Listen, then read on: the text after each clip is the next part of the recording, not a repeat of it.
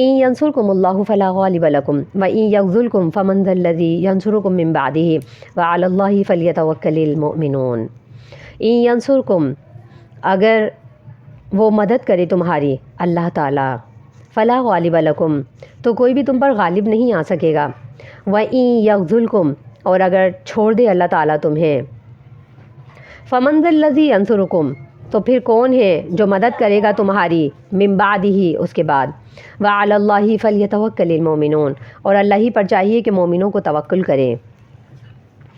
إِن يَنْصُرْكُمْ فَلَا غَالِبَ لَكُمْ، اگر وہ تمہاری مدد کرے تو تم پر کوئی غالب نہیں آ سکتا۔ عام قاعدہ یہی ہے کہ جب بھی اللہ تعالیٰ کی مدد نازل ہوتی ہے تو اس کے بعد کوئی غالب آنے والا نہیں ہوتا، یعنی کہ کوئی شکست دینے والا نہیں ہوتا۔ اور ایسا ہی ہوا کہ جب اللہ تعالیٰ کی مدد آئی غزوہ بدر کے اندر تو اللہ تعالیٰ نے پھر مسلمانوں کو فتح نصیب کری اور فرمایا کہ ان ینصرکم فلا غالب لکم، اگر اللہ کی مدد آ جائے گی تو اس کے اوپر کوئی غالب نہیں آ سکتا۔ اگر اللہ نے رسوا کرنے کا یہ تقدیر میں اٹل فیصلہ لکھ دیا ہے تو رسوائی مل کر ہی رہے گی، اگر شکست اللہ نے لکھ دی ہے تو شکست مل کر ہی رہے گی۔ تو فرمایا کہ وَعَلَى اللَّهِ فَلْيَتَوَكَّلِ الْمُؤْمِنُونَ، اور مسلمانوں کو چاہیے، مومنوں کو چاہیے کہ وہ اللہ پر توکل کریں۔ یہ صرف مومنوں کا خاصہ ہے کہ وہ اللہ پر توکل کرتے ہیں، مومنوں کے علاوہ کسی بھی قسم کی کوئی قوم اللہ پر توکل نہیں کرتی، وہ اپنے زور بازو پر توکل کرتے ہیں۔ جیسے کہ ہم بہت سارے ایسے لوگوں کو دیکھتے ہیں، یہودیوں کو دیکھتے ہیں، اس کے علاوہ جتنی بھی دیگر غیر مذاہب ہیں اسلام ہیں ان کو دیکھتے ہیں تو وہ یہ کہتے ہیں کہ اگر ہم نے یہ فتح حاصل کی ہے تو اپنے زور بازو پر حاصل کیا، اگر ہم نے یہ یعنی کہ جو ترقی کی ہے وہ اپنے بلبوتے پر کی ہے۔ لیکن مسلمان یہ کہتا ہے اور مسلمانوں کو یہ کہنا چاہیے کہ اگر ہم نے کوئی بھی کسی بھی قسم کی کوئی فتح حاصل کی ہے، کوئی ترقی حاصل کی ہے تو وہ اس لیے حاصل کی ہے کہ ہمیں اللہ کی مدد درپیش تھی،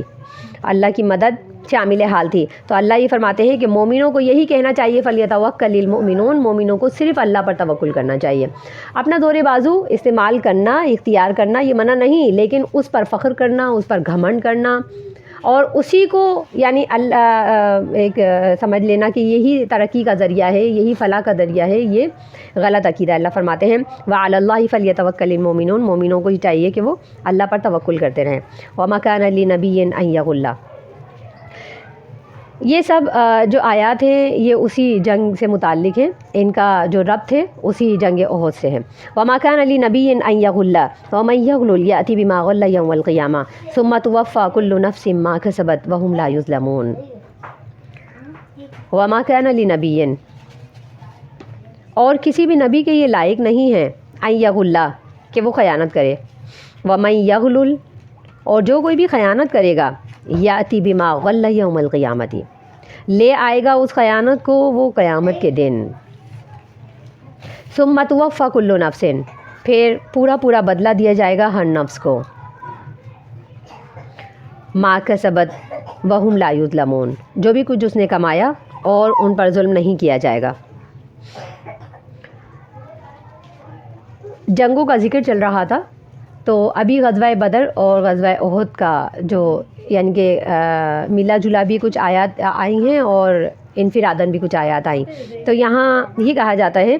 کہ یہ جو آیت ہے وَمَا كَانَ لِنَبِيٍّ أَن يَغُلَّ، اس کے بارے میں کچھ شان نزول اس طرح بیان کیا جاتا ہے کہ بدر کے موقع پر یہ آیت نازل ہوئی ہے، جنگ بدر میں، کہ جب نبی صلی اللہ علیہ وسلم پر ایک بہتان لگایا گیا کہ مال غنیمت میں سے ایک سرخ کلر کی چادر جو تھی وہ غائب ہوئی، تو کچھ لوگوں نے یہ کہنا شروع کر دیا تھا کہ یہ چادر ہو سکتا ہے کہ نبی صلی اللہ علیہ وسلم نے اٹھا لی ہو، تو اللہ تعالیٰ نے اس کے اوپر یہ آیت نازل فرمائی۔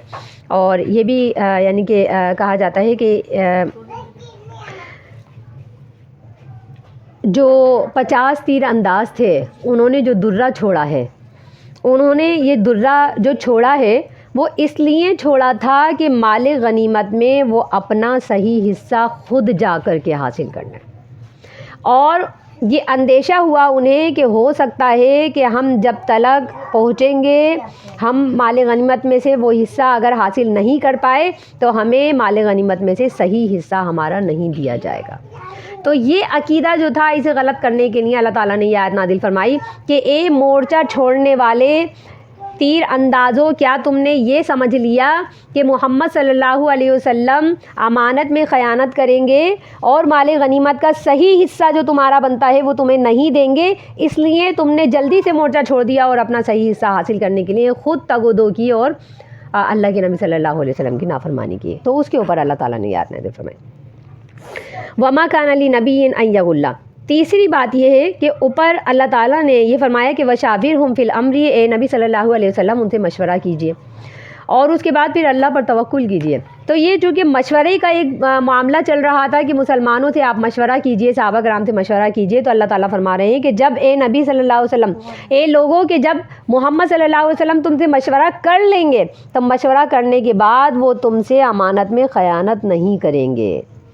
ایسا نہیں ہے کہ انہوں نے تم سے مشورہ تو کر لیا لیکن یہ بظاہری مشورہ تھا اور عمل انہوں نے وہی کرنا ہے جو ان کے دل میں آئے گا، ایسا نہیں ہے۔ نبی خائن نہیں ہو سکتا، کسی بھی نبی کے یہ لائق نہیں ہے کہ وہ ایک مرتبہ جب کسی بات کی ٹھان لے، کسی بات کی مشاورت کر لے اور کسی بات پر عزم اور توکل کر لے تو اس بات کو بدل دے۔ یہ کسی نبی کی شان نہیں ہے کہ وہ خیانت کرے، نہ اللہ کے معاملات میں نہ لوگوں کے معاملات میں۔ تو ان تمام چیزوں سے یعنی کہ پیچھے کی باتوں سے اس آیت کا ربط اس طرح نکلتا ہے۔ اللہ فرماتے ہیں وما کان لنبی ان یغل، کسی بھی نبی کے، یہ محمد صلی اللہ علیہ وسلم ہی کی بات نہیں بلکہ کسی بھی نبی کے، کیونکہ اللہ نے نبی کو سب سے پہلے امانت دار بنایا ہے کہ اللہ نے اپنی امانت دے کر کے نبی کو جب امتوں کی طرف بھیجا ہے تو نبی تو پہلے سے امانت دار ہے۔ اگر نبی امانت دار ہی نہ ہو تو اللہ تعالیٰ اتنا بڑا منصب کسی نبی کو سونپے ہی نہیں۔ اللہ فرماتے ہیں وما کان لنبی، کسی بھی نبی کے یہ شایان نہیں ہے کہ وہ امانت میں خیانت کرے۔ اگر امانت میں خیانت کرے گا تو وہ نبی کی شان کے ہی منافی ہے، وہ نبی ہی کیوں کر ہوگا کہ جو خائن ہوگا۔ تو اللہ فرماتے ہیں وما کان لنبی، نبی صلی اللہ علیہ وسلم کی شان کے منافی ہے کہ ان یغل، وہ خیانت کرے۔ ومن یغل یاتی بما غل یوم القیامہ، اور جو کوئی بھی خیانت کرے گا قیامت کے دن وہ اسے ضرور لے کر کے آئے گا۔ نبی صلی اللہ علیہ وسلم نے فرمایا کہ جس نے بھی خیانت کی، سب سے بڑی خیانت نبی صلی اللہ علیہ وسلم نے فرمایا ہے کہ پڑوس کی خیانت ہے۔ اگر کسی پڑوس کے گھر میں یا پڑوس کے کھیت میں ایک بالش کی زمین بھی کسی نے غبن کر لی تو فرمایا دنیا میں سب سے بڑی خیانت وہ ہے جو پڑوس کے گھر میں کی جائے یا پڑوس کے کھیت میں کی جائے۔ ایک زمین بالش کی بھی، اگر ایک بالش کی زمین کی بھی اگر کسی نے خیانت کی ہے تو نبی صلی اللہ علیہ وسلم نے فرمایا اس زمین کے ساتوں تہوں کو اس کی گردن میں توق بنا کر کے ڈال دیا جائے گا اور وہ گھسیٹتا ہوا اسے قیامت میں اللہ کے سامنے لے کر آئے گا۔ اللہ فرماتے ہیں کہ جس نے بھی خیانت کی یاتی بما غل یوم القیامہ، جس چیز کی بھی اس نے خیانت کی، نبی صلی اللہ علیہ وسلم نے فرمایا اگر کسی نے خیانت کی، ایک مرتبہ نبی صلی اللہ علیہ وسلم نے قبیلہ ازد کے ایک شخص کو مال غنیمت جمع کرنے کے لیے بھیجا کہیں، اور اس شخص کو جب بھیجا تو وہ ڈھیر ساری مال غنیمت لے کر آئے اور آ کر کے کہنے لگے یا رسول اللہ یہ تو آپ کے لیے بیت المال کا حصہ ہے اور یہ جو تھوڑا سا حصہ ہے یہ میرا ہے، یہ مجھے لوگوں نے تحفے تحائف دیے ہیں۔ نبی صلی اللہ علیہ وسلم فوراً سے یعنی کہ متغضب ہوئے اور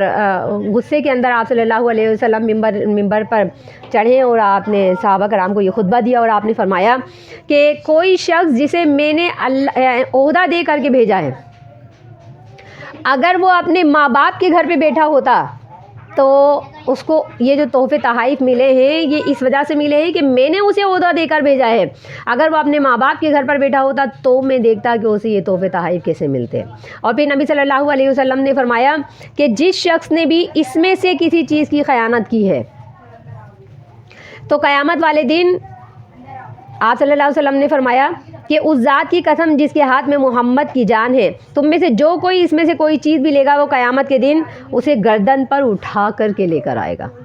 یعنی اس شخص نے جو تحفے لے کر آئے اور اس کی نسبت اپنی طرف کی اور کہا کہ یہ تو لوگوں نے میری محبت میں مجھے تحفے دیے ہیں، تو آپ صلی اللہ علیہ وسلم نے فرمایا تیری محبت اس وقت بروئے کار آتی جب تو اپنے ماں باپ کے گھر پہ بیٹھا ہوا ہوتا اور لوگ تجھے محبت کرتے ہوئے یہ تحفے دیتے۔ آپ صلی اللہ علیہ وسلم نے فرمایا کہ اس مال کے اندر سے اگر کسی نے کوئی بھی مال لیا ہے، کسی بھی قسم کا کوئی تحفہ اٹھایا ہے، کسی بھی قسم کی کوئی غنیمت لینے کی کوشش کی تو قیامت والے دن وہ اسے اپنی گردن پر اٹھا کر لائے گا۔ فرمایا کہ اگر کسی نے کسی اونٹ کے اندر کوئی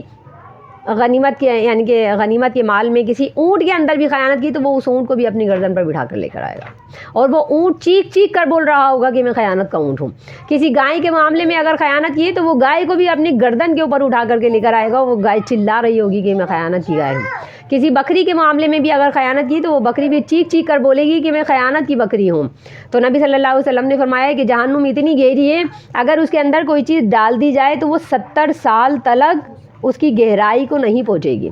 70 سال تلک وہ ڈوبتی رہے گی لیکن وہ جہنم کی گہرائی کو نہیں پہنچے گی۔ اور آپ صلی اللہ علیہ وسلم نے فرمایا کہ جس شخص نے کسی بھی معاملے میں خیانت کی، اور ایک روایت میں آتا ہے کہ کسی سوئی کے معاملے میں بھی اگر خیانت کی ہے، کسی نے کسی کی سوئی بھی اٹھا لی ہے بغیر اجازت کے اور چرا لی ہے، تو فرمایا کہ وہ سوئی بھی قیامت والے دن اللہ تعالیٰ اس سے یہ کہے گا کہ یہ جہنم کی تہ کے اندر اللہ کہے گا مجھے وہ چیز چاہیے، مجھے وہ چیز لا کر کے دو۔ جس نے خیانت کی ہوگی، جس نے چوری کی ہوگی، اللہ کہے گا مجھے وہ چیز لا کر کے دو، اور وہ شخص یہ کہے گا کہ اللہ یہ میدان ہے، یہاں تو دنیا ہے ہی نہیں، میں نے وہ تو دنیا کے اندر چرائی تھی چیز، میں یہاں کیسے لا کر کے دوں؟ اللہ سے جرا کرے گا، جھگڑے گا، تو اللہ کہے گا ڈھونڈو، مجھے نہیں معلوم، مجھے وہ چیز چاہیے جس میں تم نے خیانت کی تھی۔ وہ ڈھونڈے گا، پریشان ہوگا، سب طرف جھانکے گا، یہاں تک کہ جہنم میں جب وہ جھانک کر کے دیکھے گا تو جہنم کی تہ کے اندر اسے وہ چیز نظر آئے گی، اور جہنم کی تہ کے اندر اسے چیز نظر آئے گی تو وہ آ کر کے کہے گا اللہ یہ تو جہنم کی تہ میں، اللہ کہے گا مجھے چاہیے ہی چاہیے، اور اس کے بغیر تیرا چھٹکارا نہیں ہے، تو وہ جہنم کے اندر غوطہ لگا دے گا، اور وہ جہنم کے اندر غوطہ لگا دے گا، اور اس چیز کو لے کر کے پھر جہنم کے اوپر آئے گا، اور جیسے ہی اوپر آئے گا تو پھر اس کو عذاب کے اندر دوبارہ دھکیل دیا جائے گا، اور پھر وہ دوبارہ سے غوطہ رکھا جائے گا اس کے اندر، وہ چیز اس کے ہاتھ سے چھوٹ جائے گی اللہ کے حکم سے۔ وہ جیسے ہی جہنم سے اوپر آنے والا ہوگا، اللہ کا حکم ہوگا، وہ چیز اس کے ہاتھ سے چھوٹ جائے گی، اور پھر وہ جہنم کے اندر غوطے لگائے گا، اور وہ میدان حشر میں جب تک اللہ کا حکم ہوگا اس کے اندر غوطے لگاتا جائے گا۔ اللہم لا تجعلنا منہم، اللہ ہمیں اس قسم کے کسی بھی قسم کے عذاب سے محفوظ رکھے، اور ہمیں کسی بھی قسم کے گناہوں سے توبہ کرنے کی توفیق عطا فرمائے۔ اللہ یہ فرماتے ہیں کہ چاہے وہ چیز حیثیت میں چھوٹی ہو، چاہے وہ چیز حیثیت میں بڑی ہو، کسی نے کسی کی جائیداد غبن کر لی، کسی نے کسی کی زمین غبن کر لی، کسی کا جانور غبن کر لیا، کسی کی معمولی شے غبن کر لی، تو فرمایا کہ وہ اپنی گردن پہ اسے اٹھا کر کے لائے گا، اور پھر وہ چیز جس میں اس نے خیانت کی، جس میں اس نے چوری یا چکاری کی ہے، وہ چیز خود قیامت والے دن اللہ کے حکم سے بولے گی، اور یہ کہے گی کہ میں فلانے موقع پر اٹھائی گئی تھی، اور میں فلانے موقع پر چوری کی گئی تھی، اور وہ لوگوں کو اپنی زبان حال سے قصہ جو ہے وہ بیان کرے گی۔ اللہ فرماتے ہیں وَمَن يَغْلُلْ يَأْتِ بِمَا غَلَّ يَوْمَ الْقِيَامَةِ، جس نے بھی خیانت کی ہوگی وہ قیامت والے دن اسے ضرور لے کر کے آئے گا۔ ثُمَّ تُوَفَّى كُلُّ نَفْسٍ بِمَا كَسَبَتْ، پھر جو بھی کسی نفس کے اندر جس نے کسی نفس نے کوئی چیز کمائی ہے تو پھر اس کو پورا بدلہ دیا جائے گا، وَهُمْ لَا يُظْلَمُونَ، اور انہیں کسی بھی قسم کا ظلم نہیں کیا جائے گا۔